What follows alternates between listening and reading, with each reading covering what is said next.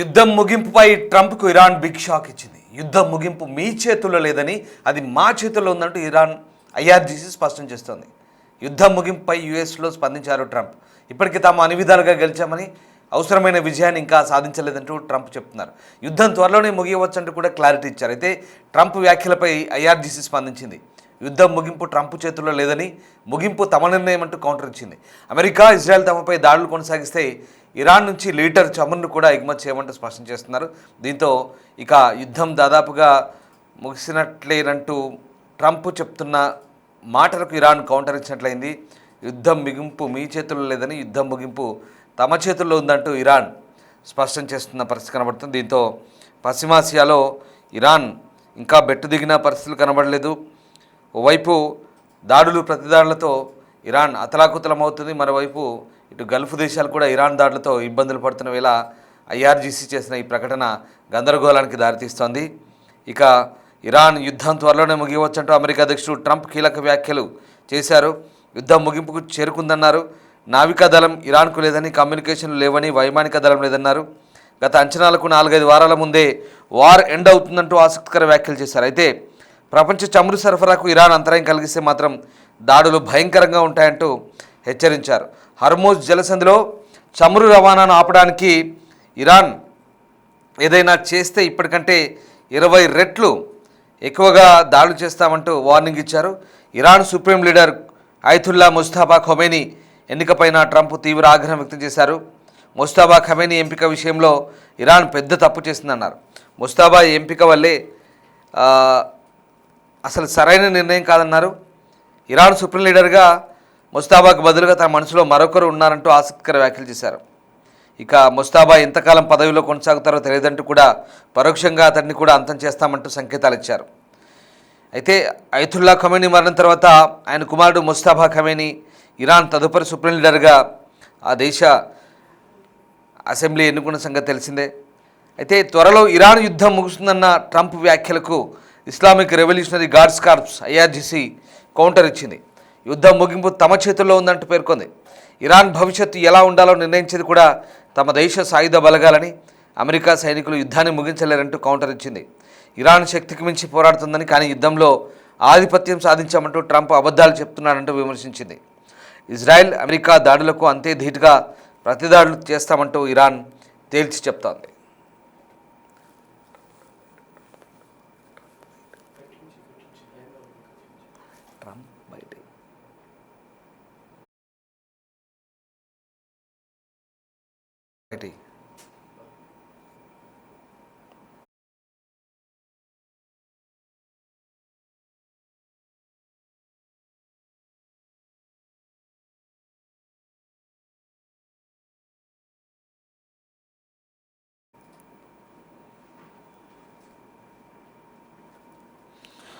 Iran యుద్ధాన్ని ముగించడం గురించి America అధ్యక్షుడు ట్రంప్ చేసిన వ్యాఖ్యలకు ఇరాన్ తీవ్రంగా స్పందించింది. యుద్ధం ఎప్పుడు ముగుస్తుందో అమెరికా కాదు, తాము డిసైడ్ చేస్తామంటూ ఇరాన్ రెవల్యూషనరీ గార్డ్స్ కార్ప్స్ చెప్తున్నారు.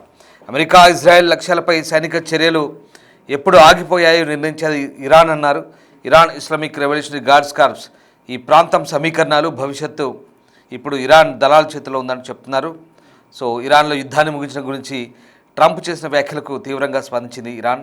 యుద్ధం ఎప్పుడు ముగుస్తుందో అమెరికా కాదని, తామే నిర్ణయిస్తామంటూ ఇరానియన్ రెవల్యూషనరీ గార్డ్స్ కార్ప్స్ చెప్తున్నారు. అమెరికా, ఇజ్రాయెల్ లక్ష్యాలపై సైనిక చర్యలు ఎప్పుడు ఆగిపోయాయో నిర్ణయించేది ఇరానే అంటూ ఐఆర్జీసీ చెప్తోంది. ఈ ప్రాంతం సమీకరణాలు భవిష్యత్తు ఇప్పుడు ఇరాన్ దళాల చేతుల్లో ఉన్నాయంటూ కూడా చెప్తున్నారు.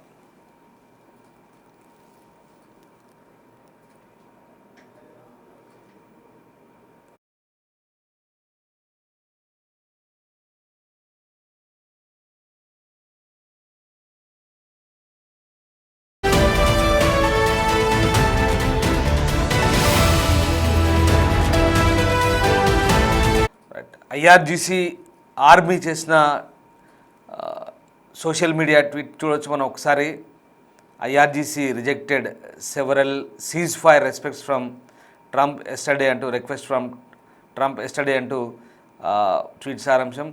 అంటే ట్రంప్ సీజ్ ఫైర్ గురించి చేసిన రిక్వెస్ట్ను తాము తోసిపుచ్చినట్టుగా ఐఆర్జీసీ చెప్తున్నట్టుగా కొన్ని ట్వీట్లు, ఇరాన్ నుంచి వచ్చిన ట్వీట్లు అవి.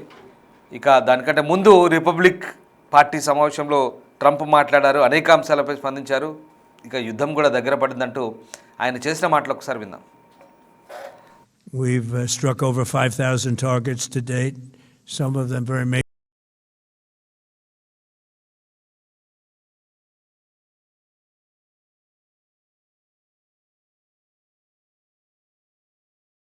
major targets, and we've left some of the most important targets for later in case we need to do it. If we hit them, it's going to take many years for them to be rebuilt, having to do with electricity production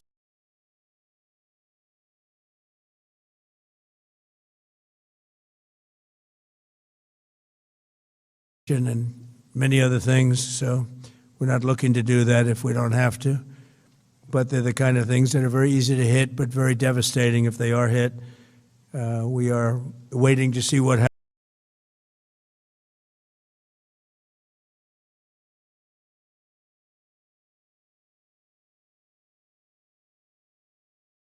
happens before we hit them. We could take them all out in one day, but it's all resulting in a 90% decline in various things, but in particular, Iranian missile launchers and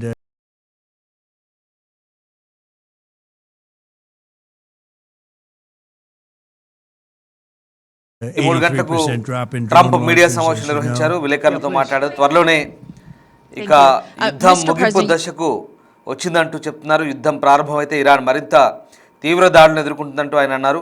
America, Israel సంయుక్త దళాలు తమ లక్ష్యాలను సాధించాయంటూ Trump చెప్తున్నారు. కానీ మళ్ళీ చమురు వ్యవస్థకు ఆటంకాలు కలిగిస్తే కనుక ఖచ్చితంగా ఇక ఊరుకునేది లేదంటూ ట్రంప్ హెచ్చరిస్తున్నారు. యుద్ధం అనుభవం తర్వాత అమెరికాతో చర్చలు సాధ్యం కాదంటూ ఇటు ఇరాన్ విదేశాంగ మంత్రి ఈ వివాదంపై స్పందించారు. మధ్యప్రాచ్యంలో కొనసాగుతున్న యుద్ధం మధ్య ఇరాన్ విదేశాంగ మంత్రి అబ్బాస్ అరాగ్చి అమెరికాతో చర్చల అవకాశాల గురించి ఒక ప్రకటన చేశారు. యుద్ధం చేదు అనుభవం తర్వాత అమెరికాతో చర్చలు తిరిగి ప్రారంభించడం అసంభవం అన్నారు. ఇక ఆమ్నా నవాజ్ అనే ఒక ఇంటర్వ్యూలో సయీద్ అబ్బాస్ అరాగ్చి మాట్లాడారు.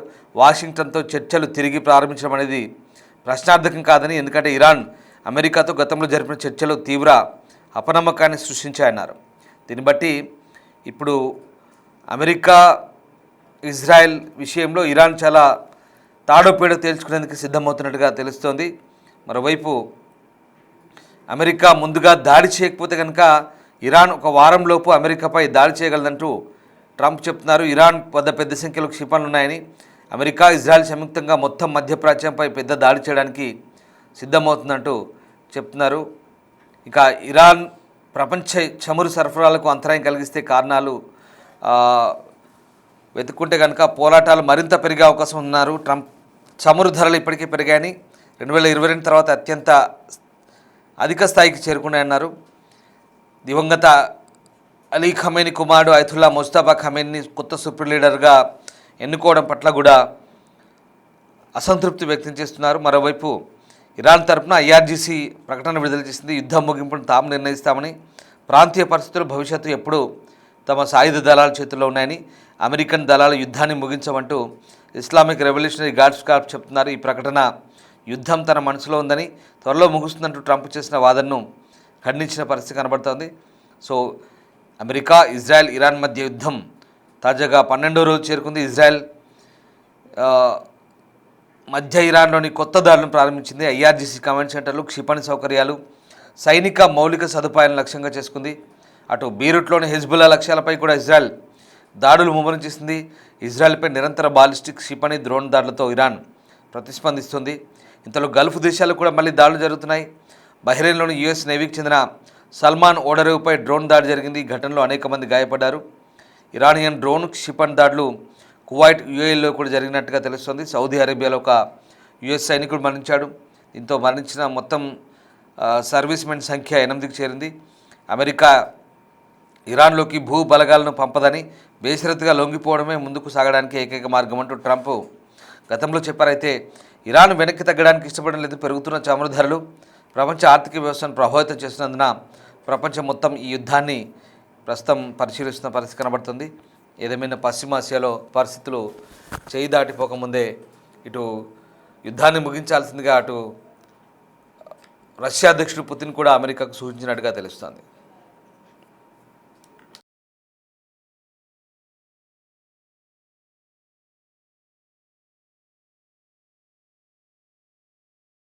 Some of them very major targets, and we've left some of the most important targets for later in case we need to do it. If we hit them, it's going to take many years for them to be rebuilt, having to do with electricity production and many other things. So we're not looking to do that if we don't have to. But they're the kind of things that are very easy to hit, but very devastating if they are hit. We are waiting to see what happens before we hit them. We could take them all out in one day, but it's all resulting in a 90% decline in various things, but in particular, Iranian missile launchers and 83% drop in drone launchers, as you know. Yeah, please. Thank you. Thank you. Mr. President, you've said the war is, quote, very complete, but your defense secretary says this is just the beginning. So which is it, and how long should Americans be prepared Well, I think for you could this war say to it last both. for? It's the beginning. It's the beginning of building a new country, but they have no Navy, they have no Air Force, they have no anti-aircraft equipment. It's all been blown up. They have no radar, they have no telecommunications, and they have no leadership. It's all gone. So, you could look at that statement. We could call it a tremendous success right now as we leave here. I could call it, or we could go further, and we're going to go further. Go alongside of them for protection. We don't think it'll be necessary if it is.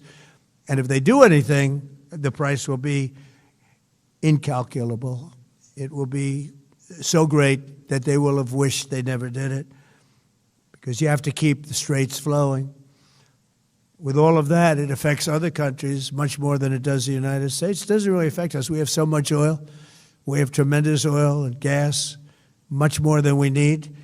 We have Venezuela now as our new partner, great partner. They've worked out so wonderful. We're working with the administration, the president, and it's a massive source of oil